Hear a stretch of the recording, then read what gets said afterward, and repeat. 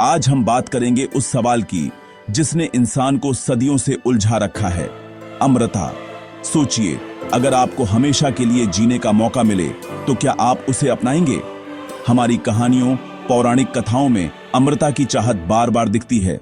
अमृत की खोज, पारस पत्थर, देव दानवों की लड़ाई।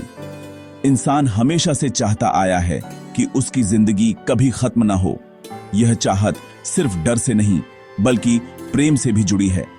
हम अपने प्रियजनों को हमेशा साथ देखना चाहते हैं। फिल्मों में भी अमरता का सपना बार बार दिखाया गया है। कभी कोई वैज्ञानिक दवा बना लेता है, कभी कोई किरदार जादुई शक्ति से जवान रह जाता है।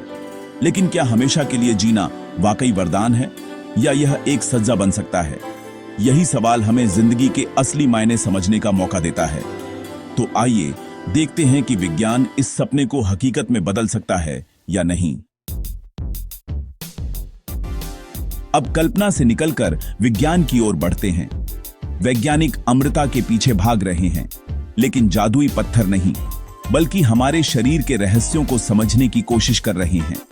हमारे शरीर की कोशिकाएं लगातार विभाजित होती हैं, लेकिन हर बार उनके क्रोमोसोम्स के सिरों पर मौजूद टेलोमेयर्स छोटे होते जाते हैं। जब ये बहुत छोटे हो जाते हैं तो हम बूढ़े होने लगते हैं। वैज्ञानिक सोच रहे हैं, क्या टेलोमेयर्स को छोटा होने से रोका जा सकता है? अगर हां, तो उम्र बढ़ने की रफ्तार भी थामी जा सकती है। जेनेटिक इंजीनियरिंग और स्टेम सेल थेरेपी जैसी तकनीकें भी नई उम्मीदें जगा रही हैं। शायद भविष्य में हम अपने अंग बदल सकें या बीमारियों को जड़ से मिटा सकें। समुद्र की गहराइयों में एक जेलीफिश है, ट्यूरिटॉप्सिस डॉर्नी, जिसे अमर जेलीफिश कहते हैं। यह बूढ़ी होकर फिर से बच्चा बन सकती है। वैज्ञानिक इस जेलीफिश से सीखने की कोशिश कर रहे हैं। क्या इसमें अमरता का कोई राज छुपा है? लेकिन इंसानों के लिए अमरता अब भी एक दूर का सपना है। अब बात करते हैं समय की। अल्बर्ट आइंस्टीन ने बताया कि समय हर किसी के लिए एक जैसा नहीं चलता। इसे टाइम डायलेशन कहते हैं। जितनी तेजी से आप चलेंगे, आपके लिए समय उतना धीमा होगा। उदाहरण के लिए, दो जुड़वां भाई, एक धरती पर, दूसरा तेज अंतरिक्ष यान में।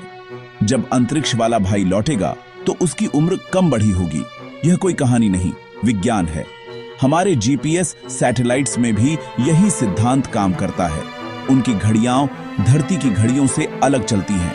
वैज्ञानिकों को इन छोटे छोटे अंतर को ठीक करना पड़ता है, वरना जीपीएस गलत लोकेशन दिखाएगा। तो क्या हम टाइम मशीन बना सकते हैं? सैद्धांतिक रूप से, अगर कोई रोशनी की रफ्तार के करीब सफर करे तो उसके लिए समय बहुत धीमा हो जाएगा।